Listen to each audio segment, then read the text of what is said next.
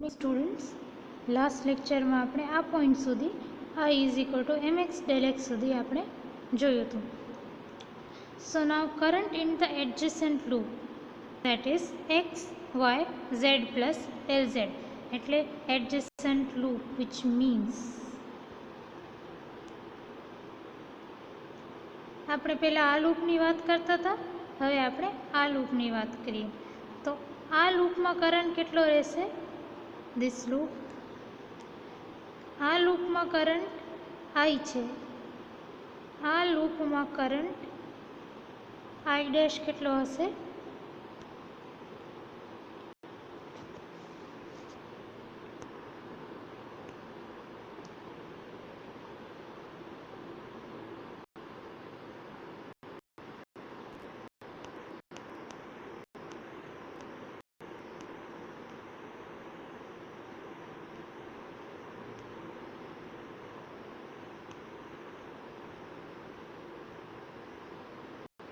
It will be nothing but I dash is equal to I plus del I by del z.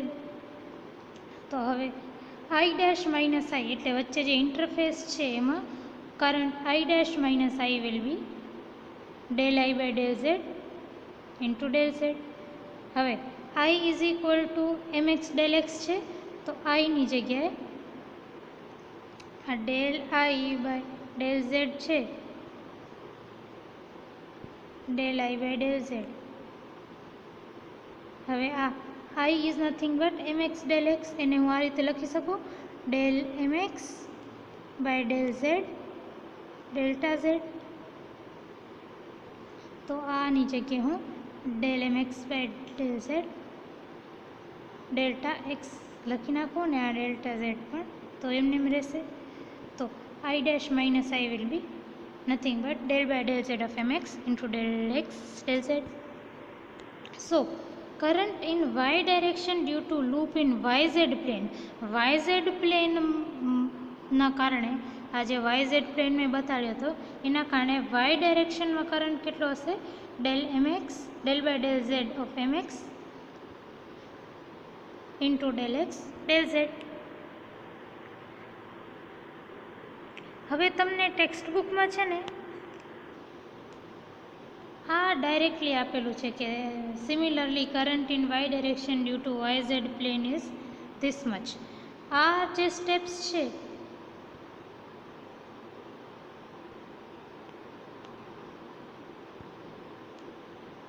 આ થોડાક extra steps કરાવ્યા છે, આ થોડાક extra steps છે તમારે સમજવા માટે. તમે ટેક્સ્ટ બુકમાં જે પ્રમાણે છે એ પ્રમાણે લખી શકો છો. ટેક્સ્ટ બુકમાં જેટલા સ્ટેપ્સ છે એટલા જ તમે લખી શકો છો રેફરન્સ બુકમાં એક્ઝામ પૂરતા. તમને રેફરન્સ બુકમાં ડાયરેક્ટ આપેલું છે કે yz પ્લેનના કારણે તમારું વાય ડાયરેક્શનમાં આટલું કરંટ હશે, તો તમે એ રીતે આન્સરમાં પણ લખી શકો છો. But we have seen earlier in equation 70 that the current in y direction due to xy plane is minus del by del x mz del x del z. તો આપણે ઇક્વેશન 70માં જોયું હતું, આગળ ઇક્વેશન 70માં કે xy પ્લેન જે હતો એના કારણે કરંટ મારો y ડાયરેક્શનમાં કરંટ હતું આટલું કંઈક minus del by del x mz del x del z. તો y ડાયરેક્શનમાં કરંટ આટલો છે ઇક્વેશન 70 પ્રમાણે, અને આપણે જોયું કે yz પ્લેનના કારણે જે y ડાયરેક્શનમાં કરંટ છે એ કેટલું છે? આટલું છે. તો બંને જે છે આ અને આ બંને કરંટ ઇન y ડાયરેક્શન જ છે. Therefore total current in y direction is, આ બંનેનો સમ કરો તો ટોટલ આવી જાય. તો બંનેનો સમ કર્યો જો del by del z of mx del x del z minus del by del x of mz del by del x of mz into del x del z. તો તમારી આ ઇક્વેશન 73 જેવું કંઈક આવી ગયું. Equation 73 is nothing but total current in Y direction that is IY is equal to, આ મેં બંનેમાંથી del x del z common લીધું છે del by del z of mx minus del by del x of mz into del x del z, that is nothing but the current in y direction. હવે એક આપણે variable define કરશું small J M. Small J M is nothing but magnetization current density. Magnetization current density is equal to I by area. Current by area is nothing but magnetization current density. Let us define. આપણે normally current density કેવી રીતે define કરતા? ખાલી જે થી. હવે magnetization current density define symbolise કરવા માટે હું જે ના બાજુમાં એક એમ રાખી દઈશ. J M is magnetization current density. Magnetization current ડેન્સિટીને હું I બાય, આપણે કરંટ ડેન્સિટીને કઈ રીતે લઈએ? Current by area. તો આપણે આને પણ I બાય એરિયા એ રીતે જ લેશું, કરંટ બાય એરિયા. સો હવે મેગ્નેટાઇઝેશન કરંટ ડેન્સિટી એનો વાય કોમ્પોનન્ટ, એને હું જે એમ નીચે એક Y.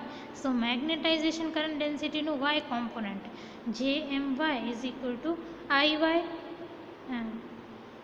I y by area થશે.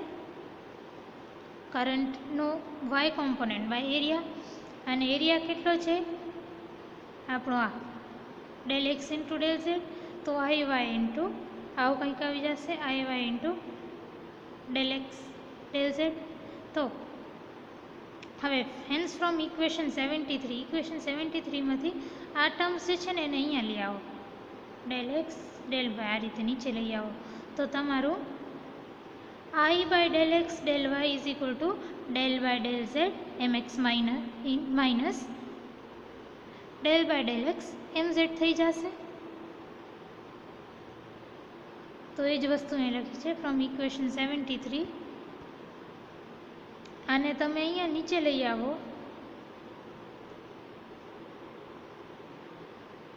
તો I y by del x del y કેટલું થશે? JMy is nothing but magnetization current density no y component. So JMy is equal to this bracket. એ જ વસ્તુ અહીં લખી છે. JMy is equal to del by del z mx minus del by del x mz. This is nothing but our equation 74. Similarly, we can find the other components. Magnetization current density J એમ વાયના આપણે Y component find કર્યા. એ જ રીતે આપણે બીજા component we can also find the other components like J M x, એટલે magnetic current ડેન્સિટીના x component અને z component પણ ફાઇન્ડ કરી શકીએ. એક્સ કોમ્પોનન્ટ કેવું હોય? J M x is equal to del M Z del by del Y of M Z minus del by del z of M y. એ જ રીતે magnetization current ડેન્સિટીનો z component કેવો હશે? J M Z is equal to del by del X of M Y minus del by del Y of M X. એને તમે equation 76 નામ આપો. The expressions on RHS of 74, 75, 76 are components of curve of M. હવે તમે આ ત્રણેય equation ઉપર ધ્યાન આપો. અને રાઈટ હેન્ડ સાઈડ આ વાળા ઇક્વેશન, આ ત્રણે તમને કેવા દેખાય છે? They are nothing but curl of M. તમે મેગ્નેટિક ફિલ્ડ લ્યો અને એનો કર્લ લ્યો તો તમારું જે એમ વાય એમ એક્સ એમ ઝેડ આવશે. જો આ રીતે ડેલ ક્રોસ એમ તમે કઈ રીતે લખો? આ જે ડેલ ક્રોસ એમ છે એને તમે આ રીતે લખો, આઈ જે કે. ડેલ ક્રોસ એમ એટલે કે ડેલની જગ્યાએ del by del x, del by del Y, del by del Z, અને એમની જગ્યાએ એમ એક્સ, એમ વાય અને એમ ઝેડ આ રીતે કંઈક લખો ઇઝ ઇક્વલ ટુ જે. હવે જે એમ એક્સ કેટલું હશે? જે mx ફાઇન્ડ આઉટ કરવા માટે તમે શું કરશો, આ વાળો આઈ કોમ્પોનન્ટ ઉપર ધ્યાન આપો.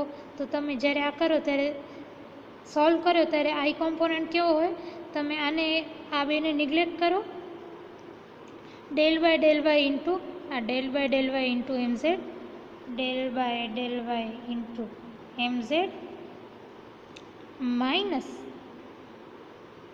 Del Z into M Y minus del Z into M Y. તો જો આવું જ કંઈક આવ્યું.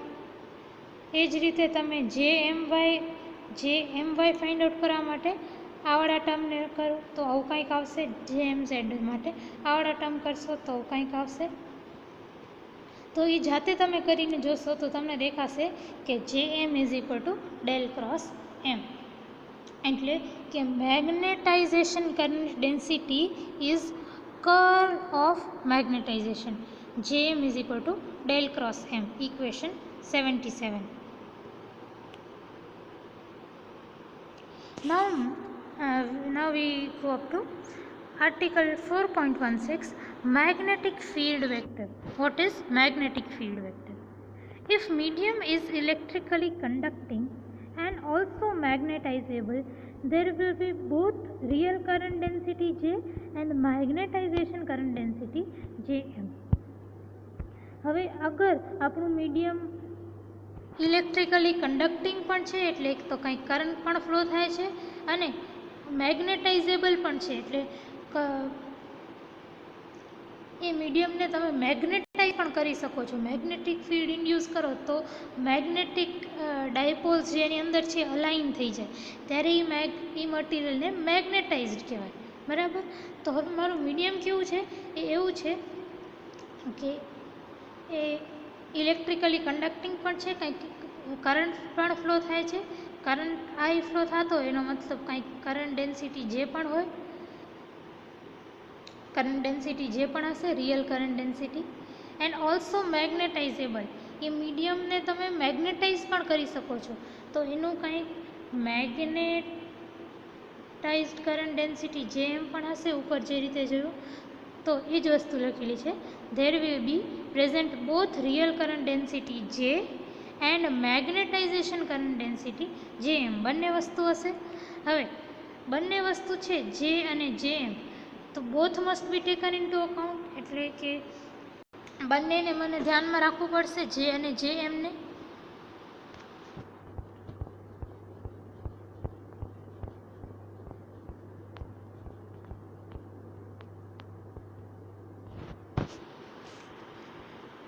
હવે ઇક્વેશન 52 પર આવી જાઓ તમે.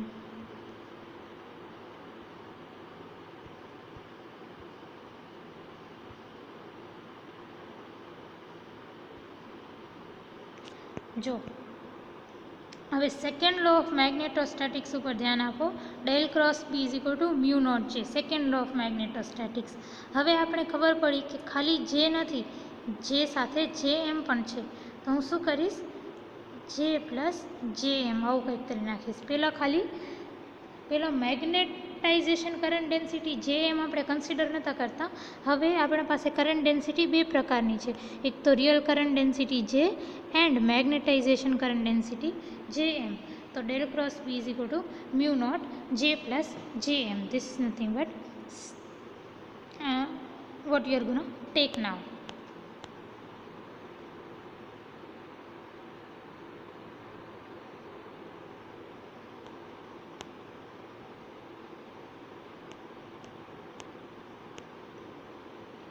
So from equation 752 del cross b is equal to mu naught j plus jm. આપણે આ તો del cross b is equal to mu naught j, that is second law of magnetostatics. તો આપણે જોઈ. હવે આપણે ખબર પડી કે ખાલી કરંટ બે છે, બે ટાઈપની કરંટ ડેન્સિટીઝ છે. એક તો રિયલ કરંટ ડેન્સિટી જે ને એક magnetisation current density J M. તો આપણે આવું કંઈક ઇક્વેશન 78 લખ્યું. હવે J M is equal to del cross M એ આપણે ઉપર ડિરાઈવ કર્યું હતું article 4.15માં equation 77. J M is equal to del cross M. તો આ જે એમની જગ્યાએ તમે ડેલ ક્રોસ એમ લખી નાખો. તો તમારું ઇક્વેશન 78 કેવું થઈ જશે? આવું કંઈક થઈ જશે. Del cross B is equal to mu naught એમને રહેશે, બ્રેકેટમાં જે પ્લસ જે એમની જગ્યાએ del cross M. So your equation will be mu naught into J plus del cross M. હવે આ બ્રેકેટને ખોલો તો mu naught J plus mu naught into del cross M, mu naught into del cross M, which is equal to what? Mu naught J એમને રહેશે, plus પણ એમને રહેશે, અને આ જે મ્યુ નોટ છે, મ્યુ નોટને તમે આ એમ સાથે મલ્ટીપ્લાય કરી દો, તો બ્રેકેટની અંદર લઈ જાઓ એમ સાથે મલ્ટીપ્લાય કરીને, તો del cross mu naught M થઈ જશે. So your equation will be del cross B is equal to mu naught J plus del cross mu naught M. આવું કંઈક ઇક્વેશન. હવે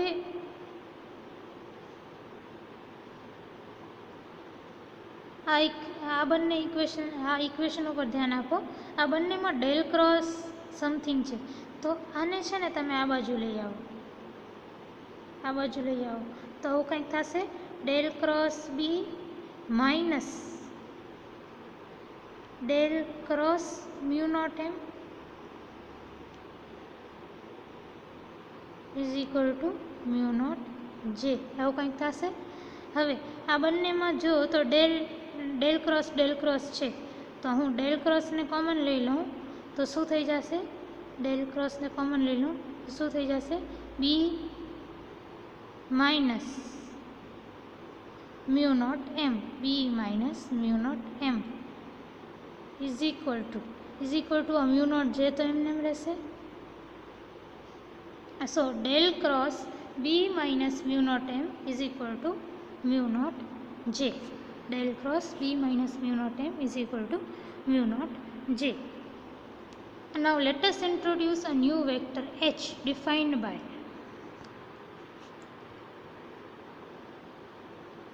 હવે આપણે આ ઇક્વેશન 79 આવી ગયું. Del cross B minus mu naught M is equal to mu naught J. Now let us introduce a new vector H defined by. આપણે છે ને એક નવો વેક્ટર એચ ડિફાઇન કરશું. એ વેક્ટર એચને આપણે કઈ રીતે ડિફાઇન કરશું? B minus mu naught M is equal to mu naught H. B minus mu naught M is equal to mu naught H. આપણે એક નવો વેક્ટર એચ ડિફાઇન કર્યો, B minus mu naught M is equal to mu naught H. એ રીતે આપણે equation 80 થી એક new vector H define કર્યું. હવે મ્યુ નોટ એમને આ બાજુ લઈ જાઓ તો B is equal to mu naught M plus mu naught H થઈ જશે. હવે બેમાંથી મ્યુ નોટ કોમન લો તો mu naught M plus H. So B is equal to mu naught M plus H. એ આપણે ઇક્વેશન 81માં લખ્યું.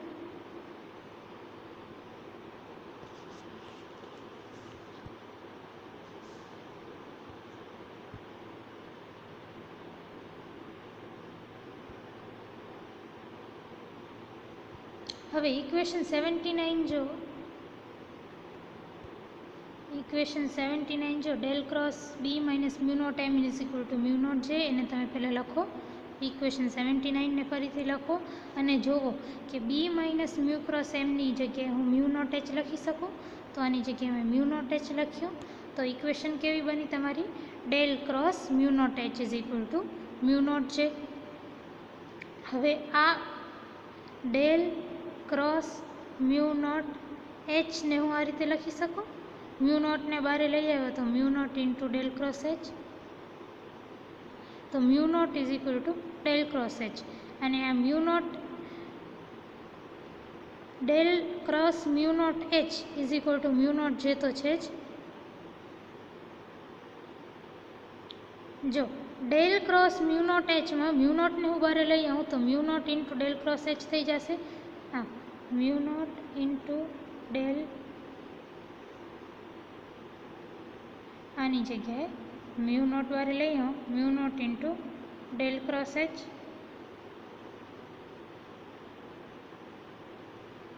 Mu naught into del cross H